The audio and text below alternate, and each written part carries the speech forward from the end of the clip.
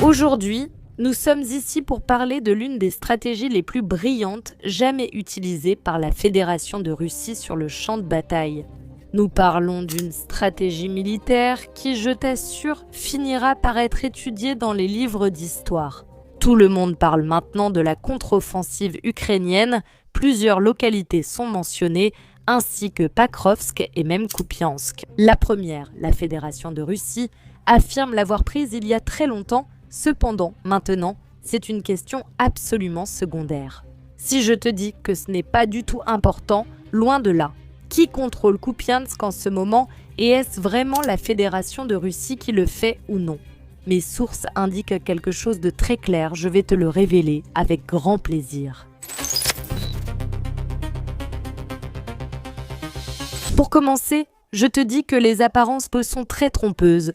Tu pourrais penser qu'aujourd'hui nous sommes ici pour parler d'une prise ou non par la Fédération de Russie. D'une simple localité, certes, mais d'une importance stratégique énorme comme l'est la localité de Krasnarmysk ou Pakrovsk comme on l'appelle en Ukraine.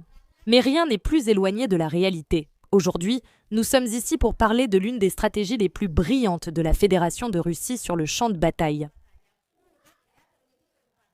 Utiliser la localité de Pakrovsk comme une sorte de leurre, pendant qu'elle progressait sur d'autres points absolument clés du front ukrainien, atteignant ainsi ses véritables objectifs.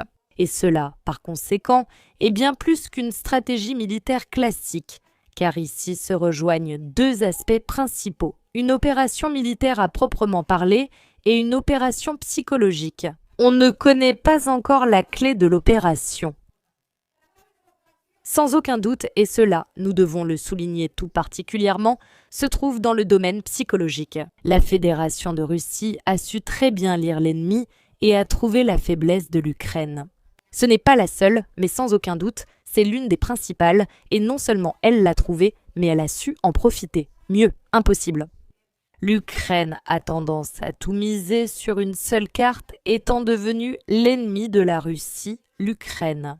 Ainsi, l'Ukraine doit offrir à l'Occident des victoires constantes, même si elles sont purement symboliques, afin de continuer à vendre l'image qu'elle a encore de la valeur. Et par conséquent, elle continue de pouvoir faire face à la Fédération de Russie afin de maintenir le flux constant de soutien occidental, tant sur le plan financier que bien sûr en termes d'armement, à Moscou. Cela, ils l'ont parfaitement compris et ils ont décidé de l'utiliser à leur avantage.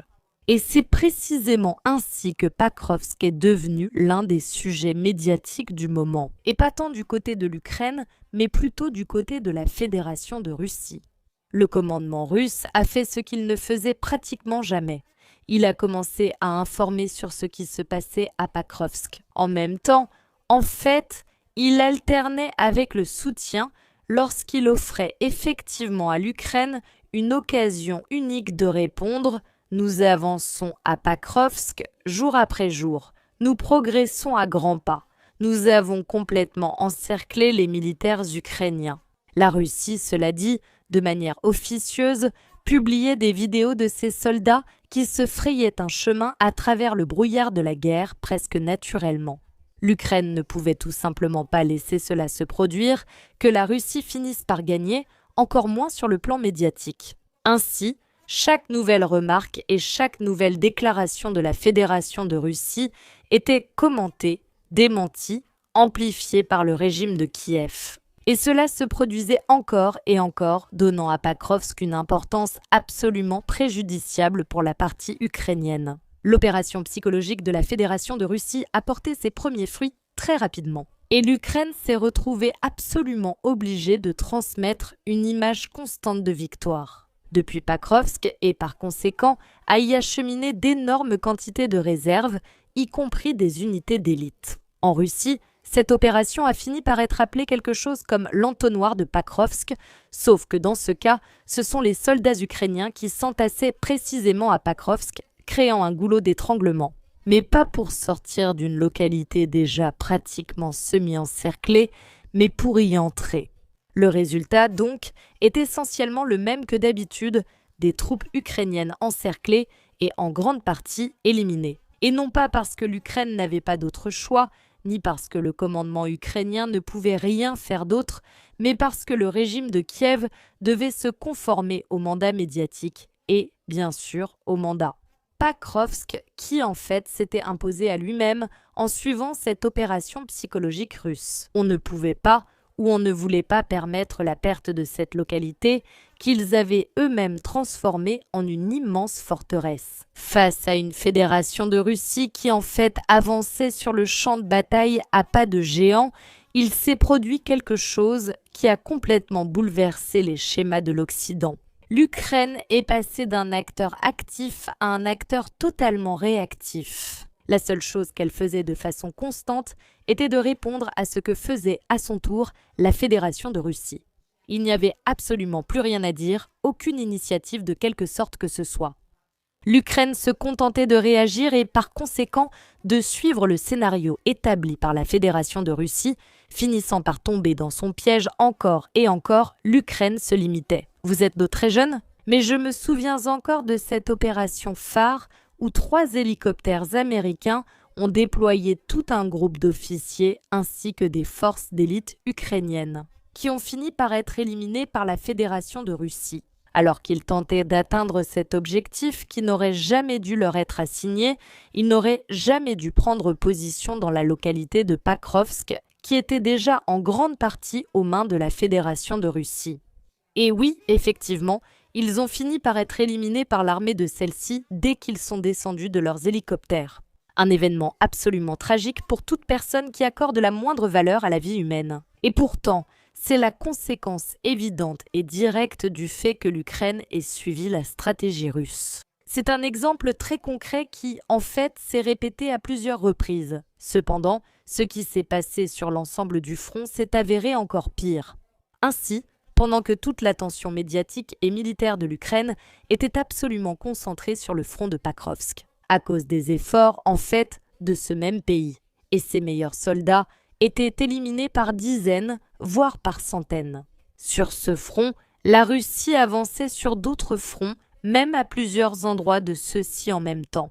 Les principales avancées ont eu lieu sur le front où la Russie a pu s'emparer de la localité de Balchansk qui était restée bloquée pendant un certain temps et surtout sur ce même front.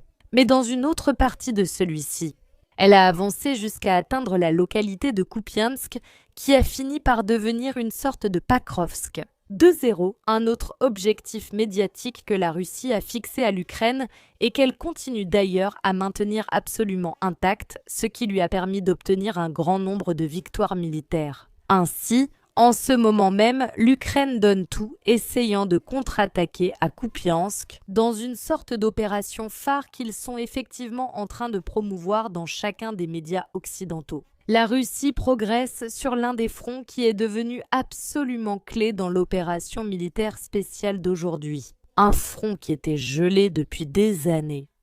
Nous parlons de Zaporojie, et plus particulièrement de la localité de Goulaïpol, où la Fédération de Russie contrôle déjà, selon ses propres informations, plus de 50% de celle-ci. Et elle est pratiquement sur le point d'entrer dans la phase finale de la prise de cette localité. Si cette dynamique se poursuit, l'Ukraine pourrait atteindre Oryhov d'ici la fin février, mais seulement après avoir pris Goulaïpol, très probablement d'ici la fin de cette année. Et ce que m'indiquent mes sources en particulier, c'est qu'une fois qu'ils auront progressé à Oryhov, c'est la dernière localité qui reste comme porte d'entrée vers la capitale de la région de Zaporojie, qui est la ville même de Zaporojie.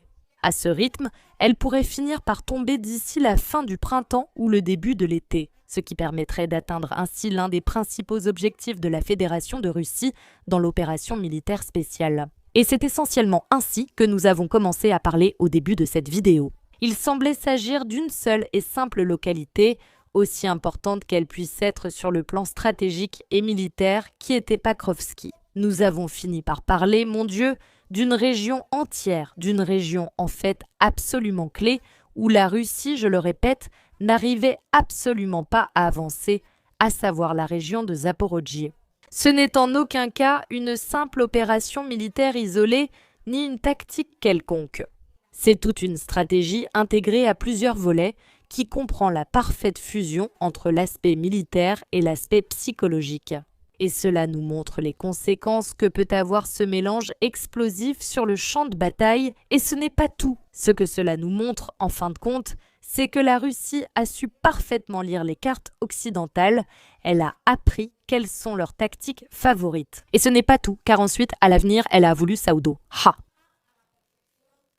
Oui, effectivement, non seulement jouer le jeu occidental, mais aussi le faire mieux que l'Occident lui-même, effectivement, opération. Cela sera sans doute étudié dans les livres d'histoire. Comme l'un des exemples clés de la nouvelle doctrine militaire russe, elle est née précisément au sein de l'opération militaire spéciale BC. Les guerres modernes acceptent, elles ne sont pas gagnées par celui qui avance le plus vite, 555, mais par celui qui parvient à faire que l'ennemi se trompe de bataille. Et maintenant, dis-moi en commentaire, que penses-tu de cette stratégie de la Fédération de Russie? La trouves-tu aussi importante que moi? Si tu penses, Khan, que Kupiansk est déjà devenu définitivement une sorte de Pakrovsk 2.0, c'est-à-dire, le régime de Kiev n'a-t-il donc rien appris de ce qui s'est passé dernièrement sur le champ de bataille?